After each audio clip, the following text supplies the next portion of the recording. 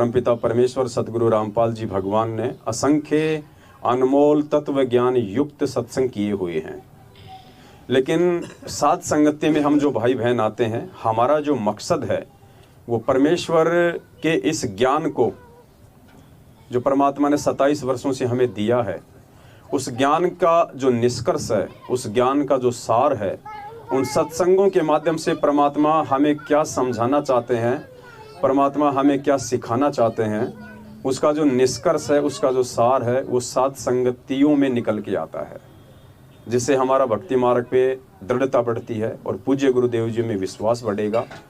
और परमात्मा में विश्वास हमारा उसी समय बढ़ेगा जब हम परमात्मा को परमात्मा मान लेंगे।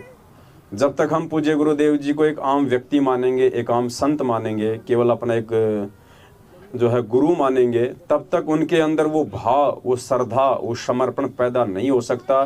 चाहे हम कितनी बात बनाएं, चाहे हम मुख से उन्हें परमात्मा कहें, चाहे बंदी छोड़ कहें। और परमात्मा ने बताया कि इसका एक फॉर्मूला है, अपने गुरु को परमात्मा मानने का एक फॉर्मूला है। उस फॉर्मूले के बिना, भगत जी वो आईपैड देना, उसका परमात्मा ने एक फॉर्मूला बताया हमें। क्योंकि जैसे हम गणित के कोई सवाल निकालते हैं तो हर सवाल का एक सूत्र होता है, उस सूत्र के बिना हम उस सवाल को कंप्लीट नहीं कर सकते, चाहे कोई कितना ही विद्वान क्यों ना हो, चाहे कोई अपनी तरफ से कितना ही प्रयास क्यों ना करे। तो ऐसा ही ये भक्ति मार्ग है। और भक्ति मार्ग में भी परमात्मा ने हमें जो सूत्र बताए हैं, जो फॉर्मूले बताए हैं, जब तक हम उनका प्रयोग नहीं करेंगे,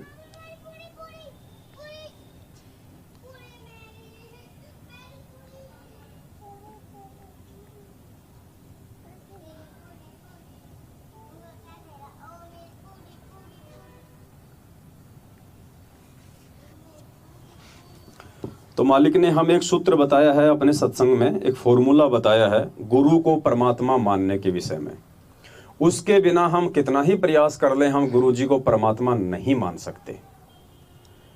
और बहुत सा सिंपल है, बहुत ही सिंपल है। और उस फॉर्मूले के ऊपर हम सभी सत्सेवक भाई बहन पिछले कई वर्षों से चल भी रहे हैं। और फॉर्मूला परमात्मा ने 2019 से संगत में लागू भी करवा दिया था, जब से हमने मेरठ से सतगुरु रामपाल जी भगवान का प्रकट दिवस मनाने का हमने वो शुरू किया था। तो सुनिए परमात्मा हमें क्या कह रहे हैं, क्या फॉर्मूला हमें परमेश्वर जी बता रहे हैं। एक एक शब्द को ध्यान से सुनिए पुण्यात्माओं। साथ संगति का यही फायदा है कि साथ संगति से हमारे को दृढ़ता लेनी है, हमारे को विश्वास बढ़ाना है, आपसी प्यार प्रेम और भाईचारे को हमने जो है बढ़ावा देना है। अगर हम इतना समय निकाल के आते हैं और रातों को यदि हम जागते हैं तो उसका एक प्रयोजन है, और वो प्रयोजन यदि सफल ना हुआ तो साथ संगति में आने का फिर कोई फायदा नहीं होगा। लेकिन आपके लिए परमात्मा का विधान है, गुरु गोविंद कर जानियो और रहियो शब्द समाए, मिले तो दंडवत बंद किए नहीं पल पल ध्यान लगावे, कि गुरु को भगवान मान।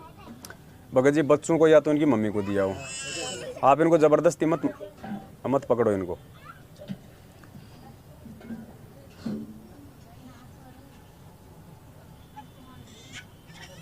ये माता बहनों से प्रार्थना है भाई, थोड़ा सा शांति से रहो। अगर आए हो तो कुछ सुनो, कोई विशेष बात करनी है तो अंदर चले जाओ कमरे में। मनोज भगत जी ने किवाड़ खोल रखे हैं।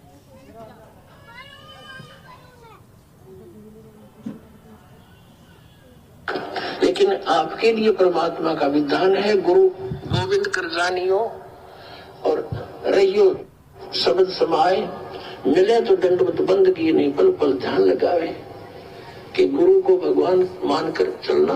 और रहियो शब्द समाए, शब्द समाए रखना मतलब जो उसने मंत्र दिया है वो सत मंत्र सतनाम, यानी सत भक्ति, उसमें लीन रहना, गुरु जी को भगवान मानना और जो उपदेश मंत्र दिया उसमें समाये रहना, उसकी भक्ति पर ज्यादा ध्यान रखना। और जब भी मिले तो दंडवत बंद की, जहाँ मिले वहाँ दंडवत प्रणाम करना, और नहीं मिल पाती हो जैसे घर पे तो पल पल ध्यान लगावे, यानी परमात्मा के गुणों को अपने गुरु जी के ऊपर लक्षित करें और फिर आपका भाव बनेगा। और नहीं मिल पाती हो तो परमात्मा ने क्या फॉर्मूला बताया कि परमात्मा के गुणों को अपने गुरुजी के ऊपर लक्षित करो, तब आपके भाव बढ़ेंगे, वरना बिल्कुल नहीं बढ़ सकते। परमात्मा के लक्षणों को, परमात्मा के गुणों को अपने गुरुजी के ऊपर लागू करो, लक्षित करो। ध्यान से सुनो एक बार फिर से। जैसे घर पे तो पल पल ध्यान लगावे, यानी परमात्मा के गुणों को अपने गुरु जी के ऊपर लक्षित करें, और फिर आपका भाव बनेगा, एक प्यार जागेगा इस दास के प्रति, जैसा इस काल के प्रति जागा था। क्या कह रहे हैं पूज्य गुरुदेव जी कि परमात्मा के गुणों को अपने गुरुदेव के ऊपर लक्षित करो, फिर आपका प्यार जागेगा, आपके भाव बढ़ेंगे, जैसा इस काल के प्रति जगा था। तो पुण्यात्माओं, ये गुरु जी का एक आदेश हो गया आप और हमारे लिए। अभी सत्संग तो हम सुनते हैं, बहुत सुनते हैं ये, लेकिन हमारा ध्यान नहीं जाता कि यहाँ गुरु जी क्या बात बोल रहे हैं, कितनी इंपॉर्टेंट बात यहाँ बोल दी परमात्मा ने कि परमात्मा के लक्षणों को अपने गुरु जी के ऊपर लक्षित करो। ये आदेश भी हो गया गुरु जी का। तो परमात्मा का सबसे पहला गुण क्या है? परमात्मा किसी माँ के गर्भ से जन्म नहीं लेता है। परमात्मा स्वयंभू होता है। परमात्मा आदि अनादि होता है। ना सतगुरु जननी जने जाके माना बाप, पिंड ब्रह्मांड से रहित है ना वहां तीनों। तो ये आदेश हो गया हमारे पूज्य गुरुदेव जी का आप और हमारे लिए। तो परमेश्वर का जो प्रथम जो गुण होता है वो होता है स्वयंभू। वो प्रकट होते हैं, वो किसी माँ के गर्भ से जन्म नहीं लेते, इसलिए हम उस परमेश्वर को मानुष नहीं मान सकते। इसीलिए आदरणीय गरीबदास जी महाराज जी ने कहा है कि गुरु को मानुष जो गिने और करे चरणा अमृत को पान। यानी आप गुरु जी के चरणों का अमृत भी पी रहे हैं और गुरु जी को मानुष भी मान रहे हैं, अपने जैसा माँ से जन्म लेके आया हुआ। कहते ते नर नरक में जाएंगे, जन्म जन्म बने समान। वो कुत्ते की योनि में जाएगा ऐसा प्राणी जिसने अपना गुरु भी बना रखा है और गुरु को फिर अपने जैसा सामान्य व्यक्ति भी मानता है।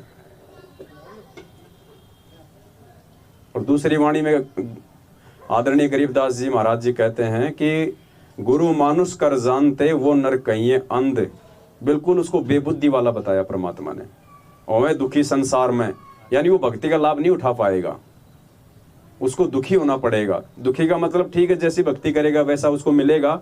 राजा बन जाएगा, महाराजा बन जाएगा, ब्रह्मा विष्णु महेश बन जाएगा, इंद्र बन जाएगा, देवी देवता बन जाएगा, लेकिन फिर वापस 84 लाख योनियों में वही दुर्गति होनी है।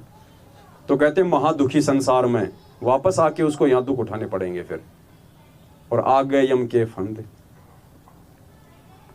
तो ये जो लक्षण है परमात्मा का, जो गुरुदेव अपने सत्संग में कह रहे हैं, आप और हमने तो शायद ये सत्संग भी नहीं सुना था सन 2019 में ये, लेकिन सन 2019 से हम सभी भाई बहन परमात्मा जी का प्रकट दिवस मना रहे हैं, सतगुरुदेव जी का प्रकट दिवस मना रहे हैं। तो पुण्यात्माओं, ये सबूत तो बाद में आ रहे हैं, और परमात्मा अपने बच्चों के माध्यम से पहले सारी चीजें भक्ति मार्ग की लागू करवा रहे हैं। इससे ये साबित होता है कि सात संगतियां परमात्मा जी का विशेष प्रसाद है, ये आशीर्वाद है परमात्मा का। और केवल एक ही बस ये बात है और कोई बात नहीं है, बस हम गुरु को भगवान मान लें। बार बार परमात्मा यही कहते हैं कि आपने गुरु जी को भगवान मानना पड़ेगा, तब आपका ये सवाल हल होगा, नहीं तो नहीं हो सकता। और केवल भगवान को ही भगवान माना जा सकता है, और किसी को भगवान नहीं मान सकते। और भगवान ये बात बोल सकता है कि आपने गुरु को भगवान मानना पड़ेगा।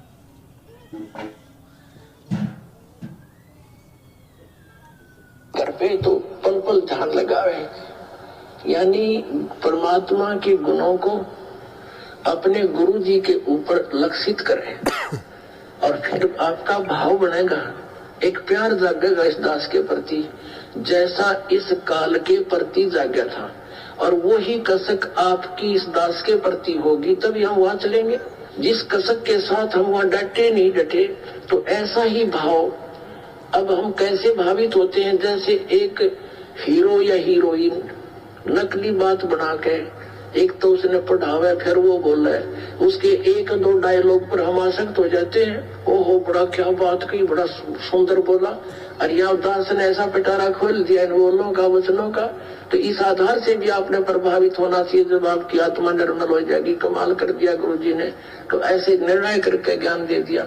तो हमने ऐसे प्रभावित होना है और आसक्त होना है उस परम पिता पर, इस दास के माध्यम से। ये रिहर्सल आपकी फिर ऊपर जाके काम आवेगी, जो आप यहाँ करोगे।